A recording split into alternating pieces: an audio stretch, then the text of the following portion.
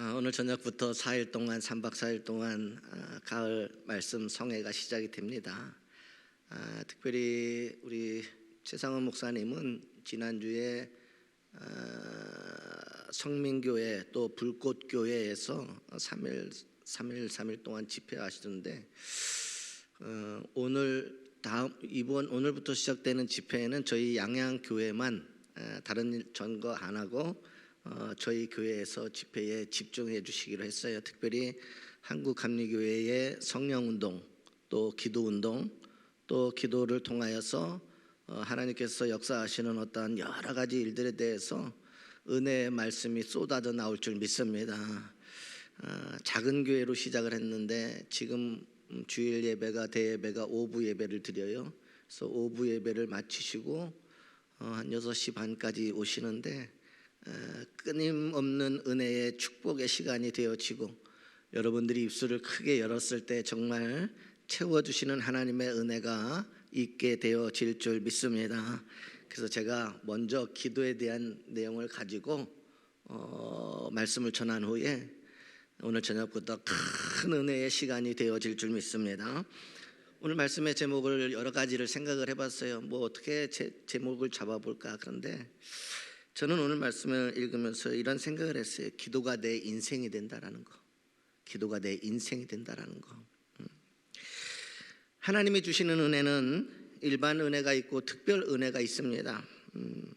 일반 은혜는 일반적인 하나님의 은혜는 누구에게나 공평하게 내리는 은혜입니다. 비가 내리면 믿음이 좋은 사람이나 그 사람의 밭에도 비가 내리고 믿음이 없는 사람의 밭에도 비가 내립니다. 해가 뜨면 믿음이 좋은 사람의 밭에도 햇빛이 비추고 믿음이 없는 사람의 밭에도 햇빛이 비추는 것입니다. 이러한 것을 일반적인 은혜라 이렇게 이야기합니다. 모든 사람들에게 믿든 믿지 아니하든 하나님께서 이 세상 가운데 모든 사람들에게 주시는 은혜를 일반 은혜라고 하고, 특별 은혜라고 하는 것은요 골라서 주시는 은혜입니다. 골라서 주신다. 그 사람에게만 주시는 은혜라는 거예요.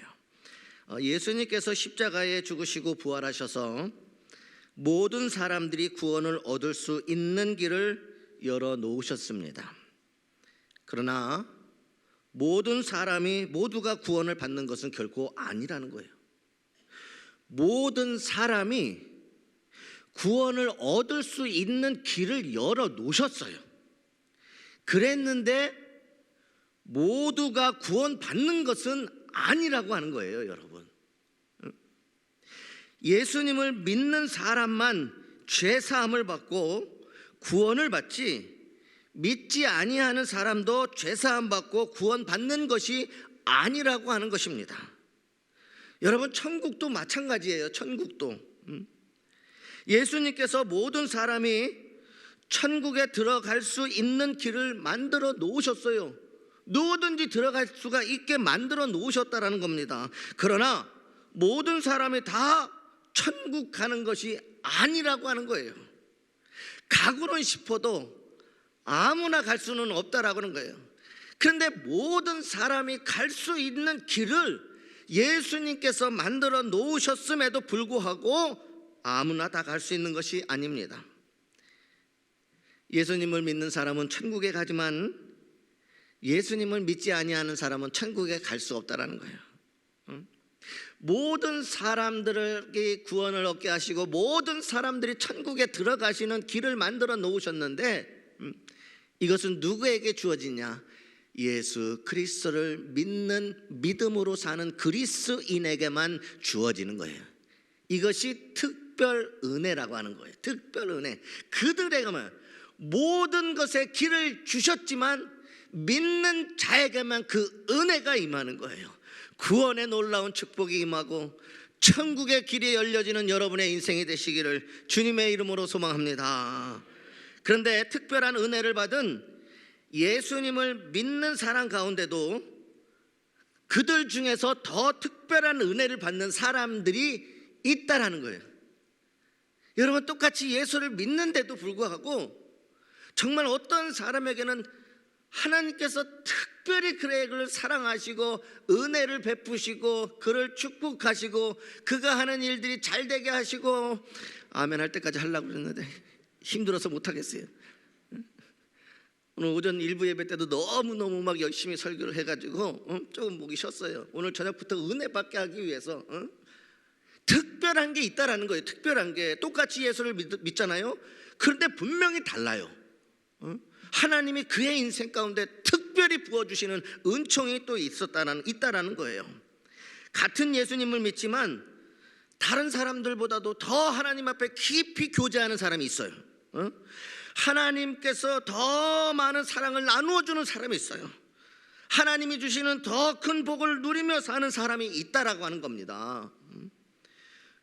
바로 본문에 나오는 베드로와 야고보와 요한이 그런 사람이었어요. 그런 사람. 여러분, 많은 사람들이 예수님을 따랐어요. 예수님의 기적을 보고 예수님의 놀라운 일들, 행적들을 보면서 나에게도 그와 같은 일들이 일어나기를 소망을 했어요. 그래서 주님 따라가는 거예요. 나에게도 저와 같은 축복이, 나에게도 저와 같은 은혜가, 나에게도 저와 같은 회복이, 나에게도 놀라운 은혜와 감사가, 그래서 주님을 따라가기 시작을 하는 거예요. 주님을 만난 사람들이 변화가 되어지고 은혜 받고요, 치유되어지고요, 잘 살게 되고 행복하게 되어지고 막 그러한 일들이 주님의 이미 가시는 곳곳마다 막 불같이 일어나는 거예요. 그래서 많은 사람들이 예수님을 따라갔어요. 따라가는 데는 분명한 이유가, 목적이 있는 거예요. 이유 없이 괜히 따라갈 수 있겠습니까? 아니라는 거예요. 수많은 일들이 있는 거예요. 여러분, 그 중에 특별히 구별된 주님의 제자 70명이라고 하는 사람들이 있습니다. 주님은 그들을 전도자로 훈련을 시켰어요. 그리고 둘씩 짝을 지어서 전도를 내보내게 하셨습니다. 70인의 제자들보다 주님과 더 친밀한 제자들이 있었는데 베드로를 비롯한 12제자들인데 우리는 그들을 사도라고 부릅니다.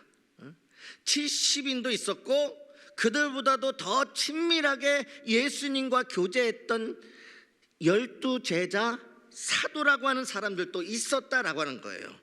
그리고 그 사도들 중에서도 가운데서도 본문에 나오는 베드로, 야고보, 요한은 주님께 특별한 사랑을 받으며 주님과 특별한 관계를 유지합니다. 여러분, 이들은요 세상 그 누구도 경험할 수 없는 주님이 참 하나님이시라고 하는 변모되어지는 것을 그들은 너무너무 큰 은혜를 받습니다. 상상할 수도 없는 일이 그들의 삶에 이루어지기 시작했다는 거예요. 이게 무슨 이야기인지 아십니까? 내가 예수 믿고 살면서 진리를 만났고 내 삶을 살아야 될 이유를 만났고 내 존재의 가치를 알게 되었고 내 목숨을 버려도 아깝지 않은 삶을 받았다라는 거예요. 그 놀라운 것들을 말해요. 얼마나 큰 은혜일까? 주님은 변화산에 오르실 때 제자들 가운데서도 그들만 따로 구별시켰어요. 그들만.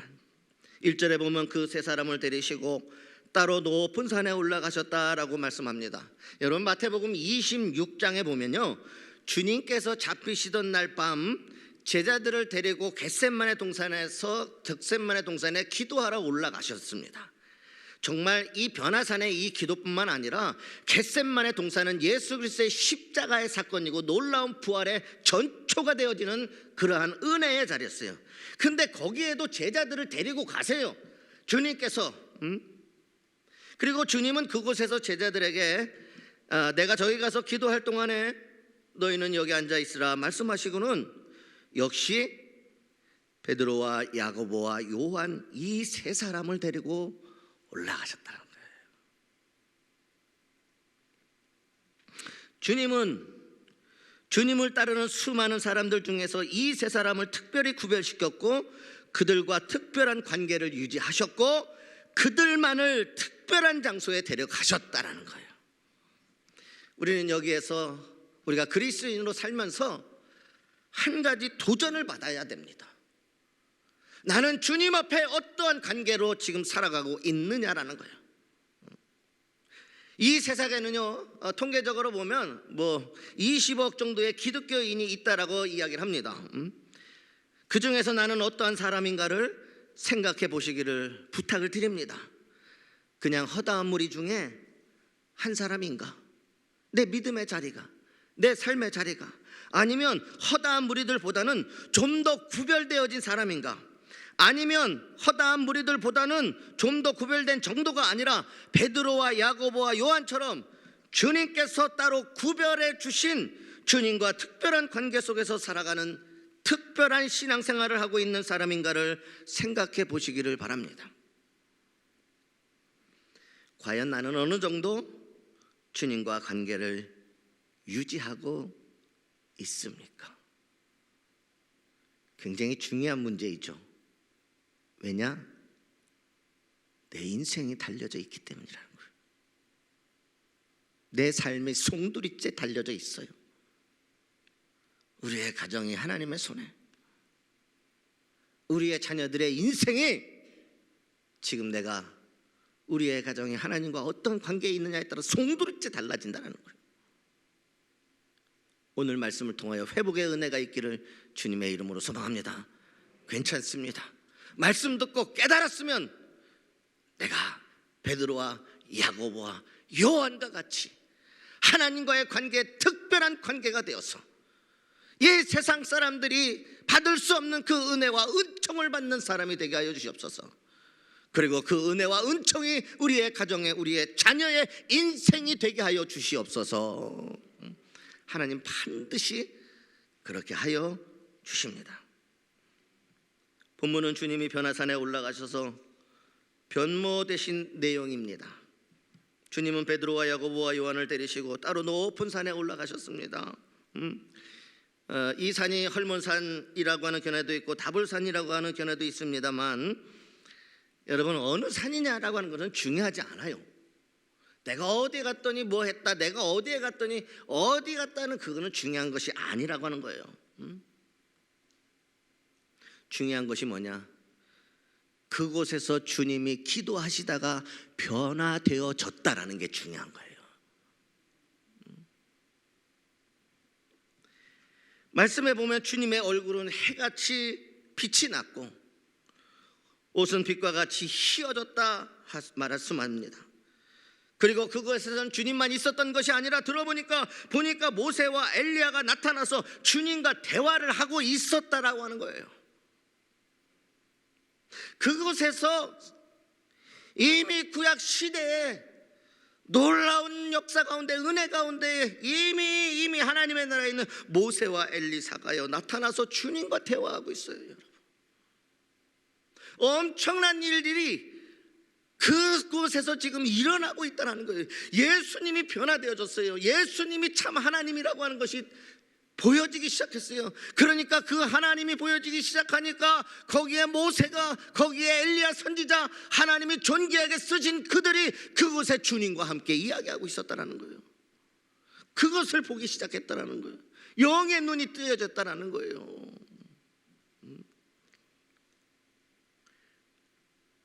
여러분, 주님이 왜 산에 올라가셨습니까? 산에 오르신 이유가 뭐냐? 본문에는 주님께서 왜 산에 올라가셨다라고 하는 내용이 나와 있지 않습니다. 근데 누가복음 9장 28절에 보면 분명하게 기록되어져 있어요. 변화산의 사건, 예수님께서 왜 그 산에 올라가셨나? 누가복음 9장 28절에 보면 기도하러 산에 올라가사. 주님의 목적은 딱 하나였어요. 기도하는 거. 주님은 기도하기 위해서 산에 오르신 것입니다. 우리는 산에 오르신 예수님에게 일어난 일들을 살펴보면서 왜 기도가 내 인생이 될까? 그리고 왜 우리가 기도해야 되는가에 관한 하나님의 음성이 여러분들에게 들려지는 은혜의 시간이 되시기를 주님의 이름으로 소망합니다. 왜 여러분 주님이 기도하러 올라가셨습니까? 오늘 두 가지만 오늘 말씀을 통하여 여러분들과 함께 은혜를 나눴으면 좋겠어요. 그 첫 번째는 위기를 극복하시기 위하여 기도하러 가셨어요. 위기를 극복하시기 위하여. 위기를 벗어나는 것이 아니라 위기를 극복한다는 건 위기를 이기시기 위함이었다는 거예요. 본문 앞인 마태복음 16장에 보면 주님께서 자신의 순환에 대해서 첫 번째 예고의 말씀을 하십니다. 오늘 17장 전에 16장에 보면 예수님께서 앞으로 자신에게 일어날 순환에 대해서 첫 번째 예고를 하세요. 그리고 본문 말씀 바로 뒤인 17장 22절에서 23절에서 자신의 두 번째 순환을 예고하십니다. 그러니까 오늘 본문 말씀은 주님의 순환에 관한 예고와 예고 사이에 편집되어져 있는 말씀이라는 거예요. 주님에게 일어날 것을 예고하시고, 그리고 두 번째 그 말씀을 또 얘기하시고, 그리고 그 중간에 나와 있는 말씀이라고 하는 거예요. 앞으로 나에게 이런 일이 일어날 거야. 그래서 주님이 기도하러 산에 올라가시고, 그리고 난 이후에 말씀하신 이후에 또다시 한번 내게 일어날 그 순환의 이야기를 말씀하셨다는 거예요. 주님이 어떻게 극복해 가시는지의 과정이 오늘 본문 속에 담겨져 있다는 거예요. 예수님은 자신이 붙잡히셔서 고난을 당하시다가 결국은 십자가에 죽으셔야 한다는 것을 알고 계셨습니다. 그리고 그 죽음을 피할 수 없다는 것도 아셨습니다.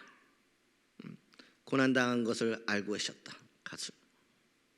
피할 길이 없다 알고 계셨습니다.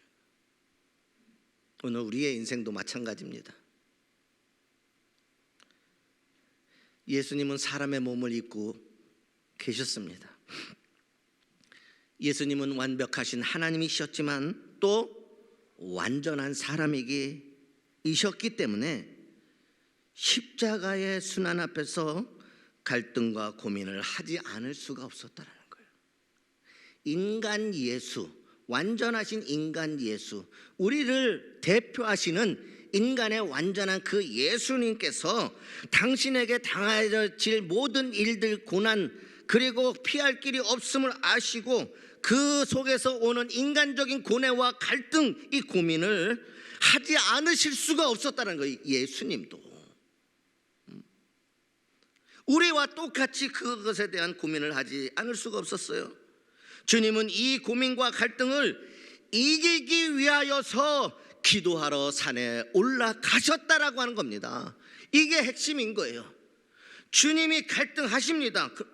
고민하십니다. 그러나 왜 산에 가셨느냐, 왜 기도하셨느냐? 이기기 위하여서. 갈등이 없는 게 아니에요. 고민이 없는 게 아니에요. 그것을 이기시기 위하여서 주님은 기도하러 가셨다라는 겁니다.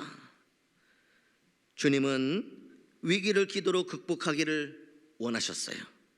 인생의 위기, 삶의 위기, 어떤 여러 가지 문제들을 기도로 극복해 내기를 원하셨던 것이 예수님이라는 거예요. 그래서 예수님의 공생애를 보면요, 기도로 시작하고 예수님이 사역하는 모든 순간마다 새명 미명에 홀로 가셔서 한적한 곳에서 기도하시고 산에 올라서 기도하시고, 끊임없이 예수님의 모든 인생과 사역 가운데는 기도가 먼저였다라는 거예요. 기도가.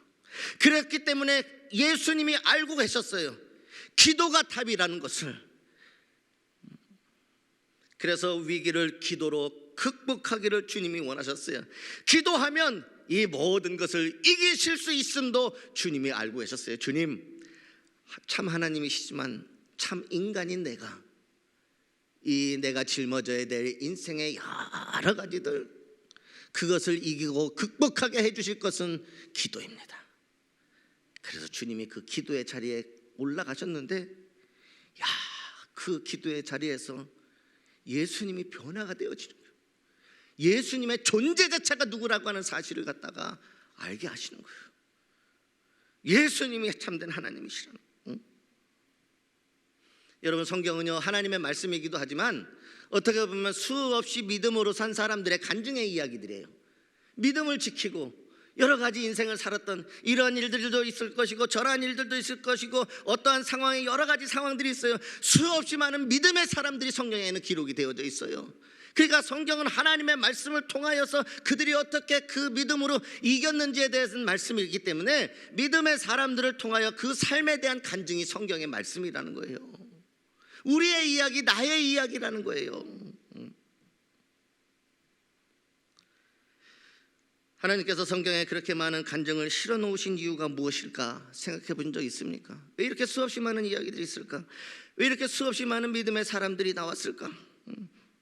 왜 이렇게 수없이 많은 인생의 이야기들이 성경에는 다 와 있을까? 저는 우리도 살다 보면 많은 위기를 만날 것인데 그때 우리도 성경에 나오는 믿음의 사람들처럼 부르짖어 기도하면 하나님께서 도와주시겠다라고 하는 약속이라고 저는 믿습니다.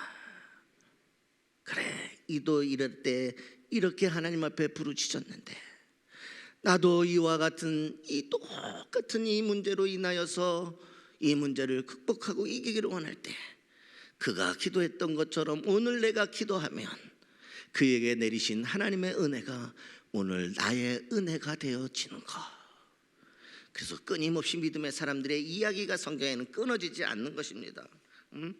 시편 50편 15절 말씀하고 있어요. 환난 날에 나를 부르라. 환난 날에 나를 부르라. 주님이 하시는 말씀이에요. 하나님이 어렵지, 힘들지, 여러 가지가 있지, 나를 좀 불러. 저는 그렇게 말씀하신 것 같아요. 왜 홀로 그렇게 고민하고 있어? 왜 혼자서 그렇게 외로워? 왜 너 혼자서 세상의 모든 짐을 지고 네 가슴 속에, 네 머릿속에, 네 무거운 인생의 어깨 속에 짊어지고 그렇게 지쳐서 그렇게 살아가니? 그렇게 하지 마. 나를 불러. 내가 있잖아. 하나님은 오늘 또 여러분들에게요 인생을 이야기하는 거예요. 나를 찾으라는 거예요. 나를 부르기만 하면 내가 너의 인생을 건져서 홀로이 살게 하지 가지고 동행하시고 축복하여 주셔서 믿음의 승리. 그래서 이게 어디까지 가느냐? 시편의 말씀에 보면은요, 환난 날에 나를 부르라. 내가 너를 건지니라. 부르니 건져 주셨어요. 건지리니 네가 나를 영화롭게 하리로다. 건져 주심이 여러분들에게 일어난 놀라운 이 건져주심의 이기심의 믿음의 역사가요 곧 네가 나를 위하여 영화롭게 한 것이다라고 하는 거예요.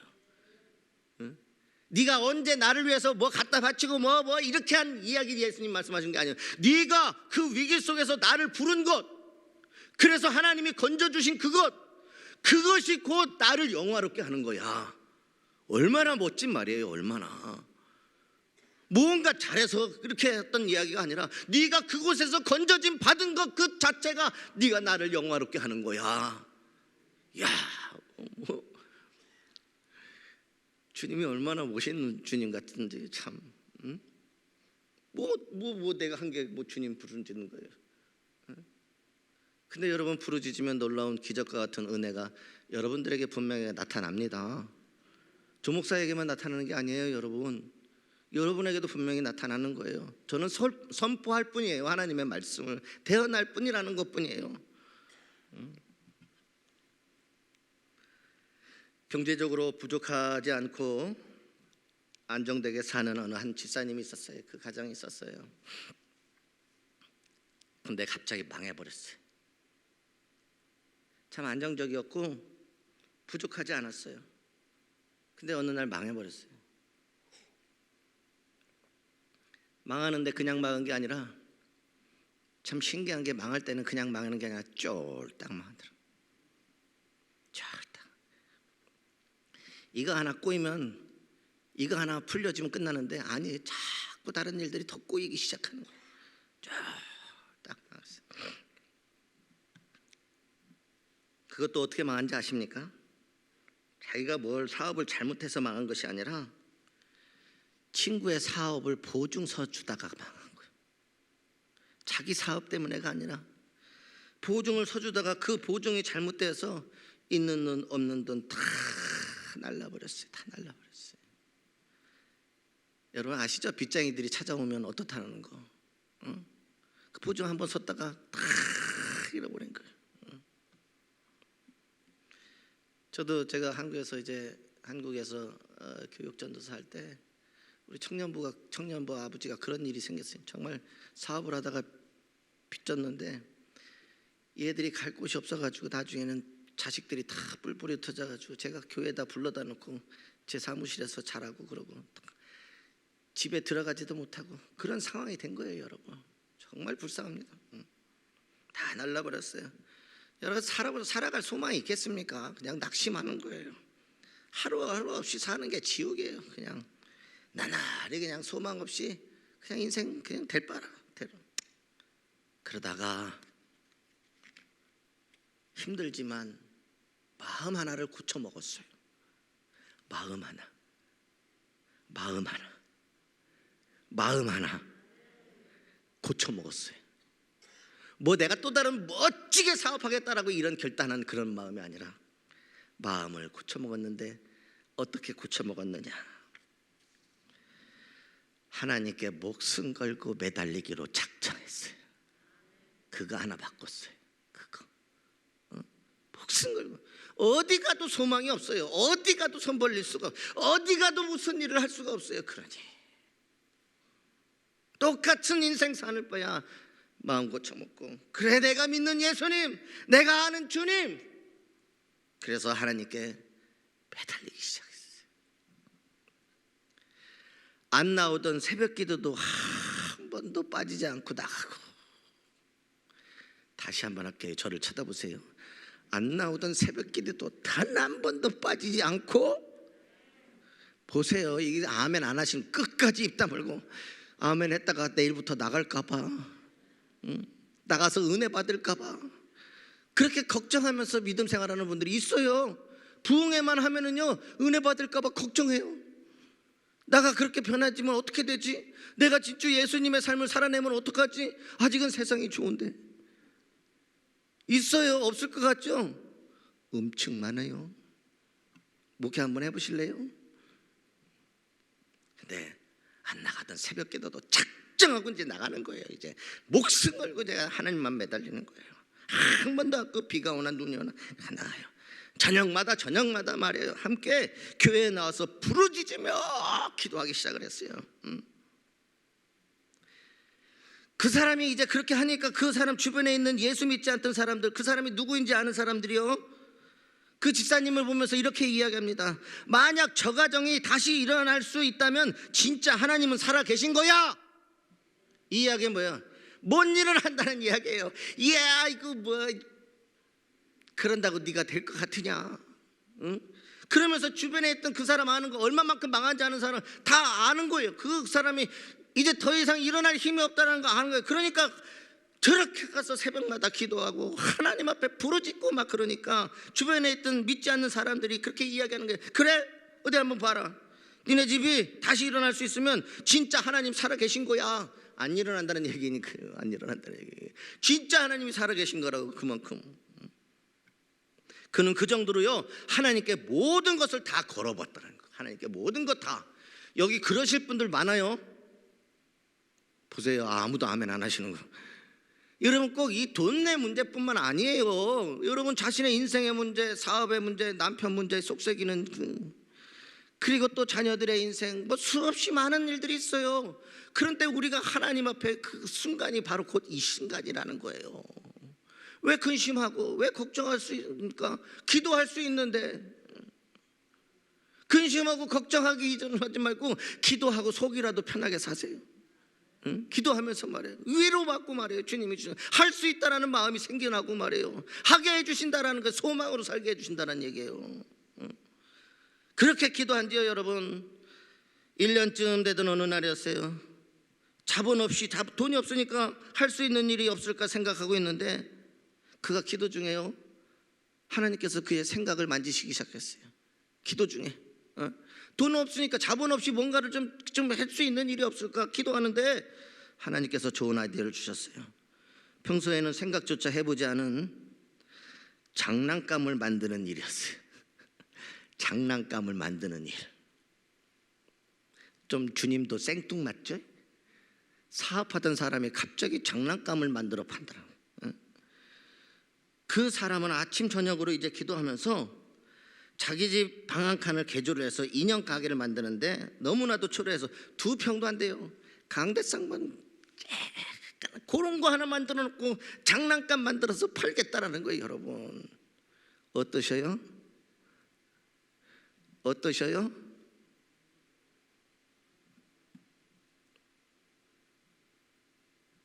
근데 시간이 지나기 시작해요. 동네에 있는 여자아이들이 난리가 났어요. 구름대같이 몰려들기 시작을 하는 거예요. 그 인형 하나 사려고 말이에요. 나중에는 다른 동네에도 소문이 나고요, 다른 동네뿐만 아니라 집집마다 소문이 나서요, 그 인형 하나 사가지고 말이에요, 장식하고 말이에요, 그게 막 선풍적으로 막 일어나기 시작하는 거예요. 안 믿어지세요? 너무 잘 되니까 배가 아프신 분들 한번 보여주세요. 이 인형이요, 어떤 인형이? 잠시만. 기대되죠? 뭔가 여러분 그 당시에 1980년대에 있었던 일이에요. 그 당시에 여러분 인형 하면은요, 바비 인형처럼 예쁘고 머리도 깨끗하고 몸도 얼짱에다 예쁜 뾰족구도 신고 말이에요, 공주처럼 말이에요, 티아라도 하고 말이에요. 그때였어요. 근데 아니었어요. 그가 만든, 그 집사님이 만든 인형이 어떤 인형이냐면 배추머리 인형이라고. 배추머리 인형, 여러분 한번 기억나실 거예요. 한번 보여줘 보세요. 쟤예요, 쟤. 그 옆에 누가 있어요? 되순이. 제 얼굴 생긴 게요, 제가 모델이에요. 옆에가 예쁜 인형을 사는 그때에 제 볼살만 봐도 두렵습니다. 제 볼살만 봐도. 근데 저 더벅머리에 저것도 지금 여러분 뭐냐면 그때 선풍적인 인기가 뭐냐면 제 머리가요, 뭐 집안에 뭐가 있었겠어요. 인형에 예쁜 거 뭐가 있겠어요. 그냥 마대자루 같은 거 그런 거 이렇게 갖다가 이렇게 붙여서 이렇게 배추머리 인형 아주 못생긴 거 이렇게 딱 해가지고 갔는데 저게 센세이션을 일으키기 시작하는 거예요. 그래서 저거를 사다가 안경 씌우고 이쁜 옷, 안경 씌워봤자 그 모습 그대로인데 머리카락에 노란 거 물들이고 리본도 하고요, 막 저런 게 선풍적인 인기를 끌기 시작을 하는 거예요. 그러니까 막 못생겼어도 저 배추머리 인형 하나 사가지고 가서 그 인형 보고 장식하고 꾸미고 뭐 사다가 갔다가 이쁜 거 타고. 여러분 결국 망했던 그 집이 저거 하나 배추머리 인형으로요 총 판권을 따내요, 대기업으로부터. 우리가 생산할 테니까 판권은 너희가 가지고, 우리 생산하니까 같이 나눠서 있잖아요. 하루아침에 그 가문이, 그 가정이 살아나기 시작을 했어요. 살아나기. 저게 얼마나 유명한지 아십니까? 그러더니 보험회사에서 걱정 인형이라고 아세요, 여러분? 제 본 따서 만든 거예요. 걱정하지 마시라고. 보험회사에서 그 여섯 명의 그 인형이 나오는 게 쟤들이에요, 쟤들. 여러분 하나님이 하시는 일은 우리가 상상조차 할 수가 없어요, 여러분. 열심히 매달려서 정말 기도하니까 위기를 극복해내고 하나님이 그의 모든 인생을 축복하셨어요. 그리고 난 다음에 그 동네에 있는 사람들이 뭐라고 했냐? 저 가정은 하나님의 은혜로 일어섰다. 인정을 하는 거예요. 인정. 정말 하나님의, 어떻게 저런 것이 저렇게 팔려가지고 저런 일들이 일어날까 하는데 정말 하나님의 은혜로 되어졌다. 아마도 배추머리가 유행한 것은 저 집사님의 기도일 때문이다. 못생겨도 자신감 갖고 사시기를 주님의 이름으로 소망합니다. 나도 인기 짱이 될 수 있어요. 여러분 하나님은 기도하는 사람에게 살 길을 열어주십니다. 살 길을 열어주신다. 그러니 기도하는 거예요. 그거 아니까 살 길이 열어지는데. 두 번째로 하나님의 음성을 듣기 위하여서 우리는 기도해야 됩니다. 오늘 또 보면 예수님이 변화되어졌을 때 제자들이 보는데 하나님의 음성이 들려지기 시작을 하고, 하나님의 음성이, 그리고 내 사랑하는 아들이 그의 말을 들어라. 하나님 하시는 말씀이에요. 그의 말을 들어라. 그 말을 들으면 된다라는 이야기입니다. 우리는 하나님의 음성을 통하여서 비전을 발견해야 됩니다. 비전이라고 하는 것이 뭐예요? 꿈을 꾸는 거예요. 소망을 가지게 되는 거예요. 삶의 이유가, 또 다른 삶의 이유가, 새로운 소망들이 일어나는 게 비전이라는 거예요. 비전이라고 하는 것은 하나님께서 우리를 통해서 이루시기를 원하시는 하나님의 소원입니다. 성경의 말씀입니다. 우리가 비전을 받으면, 꿈을 가지게 되고 하나님의 음성을 듣게 되어지면 그 비전이 우리를 움직여서 하나님의 뜻을 이루게 되어지는 것입니다. 하나님의 음성을 듣고 음성대로 되어지는 믿음의 역사가 여러분들의 인생 가운데 함께 하시기를 주님의 이름으로 소망합니다. 여러분, 인체 수술이 언제부터 시작된지 아십니까? 19세기에 19세기에 수술 환자의 90%가, 근데 여러분, 수술 환자의 90%가 수술을 받으면 다 죽어나갔어요. 다 죽었어요. 수술 받고 나면 90%가 죽었어요. 90%가. 그때는요, 여러분, 과학이 발전하지 못해, 의학이 많이 발전하지 못해서 세균이라고 하는 것을 우리가 잘 모르고 있던 시대였어요. 세균, 병균이라는 것이. 요즘 그 코로나 때문에 균에 대한 이야기, 뭐 이런 이야기들이 많이 나오는데, 그때는 작은 눈에 보이지 않는 이 세균이 있는지 없는지를 잘 모르던 때였어요.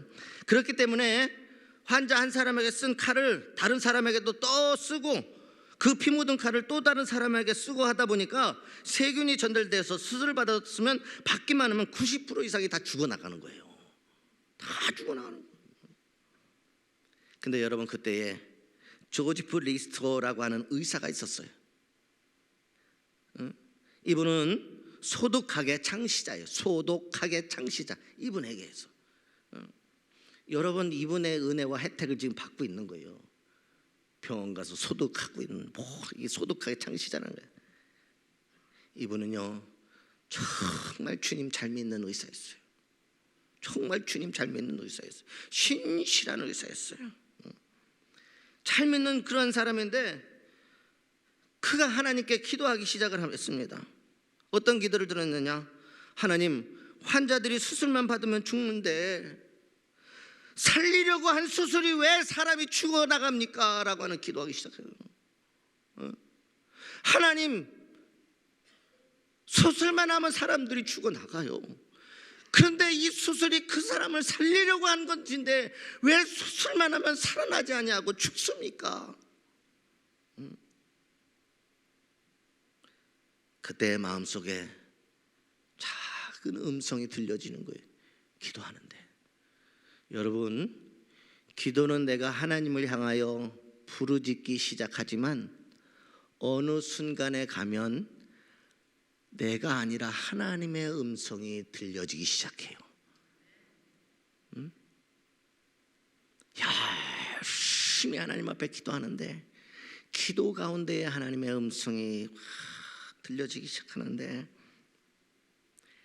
칼에 세균이 묻어 있어서 병을 옮기는 수단이 된다. 칼을 소독해라. 칼을 소독해라. 정확하게 하나님께서 말씀해 주셨어요. 그래서요, 이후에 다른 의사들이 다 비웃는데도 불구하고 이 조지프는요, 수술하기 전에 불에다가 칼을 소독하기 시작을 했어요. 활활 타고 있는 그 불 위에 칼을 집어넣어서 뻘겋게 그 칼을 완전히 소독시키고 난 다음에 그 칼을 가지고 수술했는데, 이 조지프가 수술한 사람들의 80% 이상이 살아나기 시작을 하는 거예요. 살아나기 시작하는 거.